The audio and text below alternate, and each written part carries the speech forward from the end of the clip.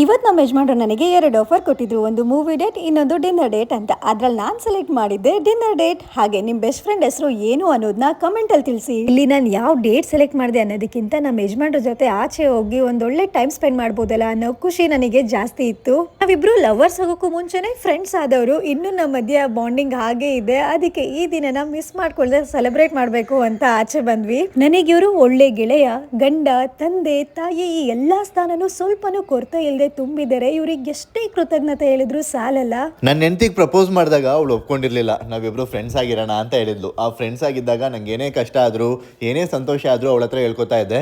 ಏನೋ ಒಂಥರ ಮನಸ್ಸಿಗೆ ನೆಮ್ಮದಿ ಅನ್ಸೋದು. ಮತ್ತೆ ನನಗೆ ಫಸ್ಟ್ ಬೆಸ್ಟ್ ಫ್ರೆಂಡ್ ಅಂದ್ರೆ ಸ್ವಾತಿ ಅವರೇ, ಅಂದ್ರೆ ನನ್ನ ಹೆಂಡತಿ. ಈ ಸ್ನೇಹ ಅನ್ನೋದಿದೆಯಲ್ಲ, ಇದೇ ಜಗತ್ತಿನಲ್ಲಿ ಅತ್ಯಂತ ಕಠಿಣವಾದ ವಿಷಯ. ಶಾಲೆಯಲ್ಲಿ ನೀವು ಕಲಿಯುವ ವಿಷಯವಲ್ಲ. ಆದ್ರೆ ನೀವು ಸ್ನೇಹದ ಅರ್ಥವನ್ನು ಕಲಿಯದಿದ್ರೆ ನೀವು ಜೀವನದಲ್ಲಿ ಏನನ್ನೂ ಕಲಿತಿಲ್ಲ ಅಂತ ಅರ್ಥ. ಈ ಸ್ನೇಹ ಅನ್ನೋದು ನೆನಪು ಅಲ್ಲ, ಕನಸು ಅಲ್ಲ, ನಮ್ಮ ಜೊತೆ ಸದಾ ಇರೋ ಇನ್ನೊಂದು ಮನಸ್ಸು. ಎಲ್ಲರ ದಿನ ಶುಭವಾಗಲಿ.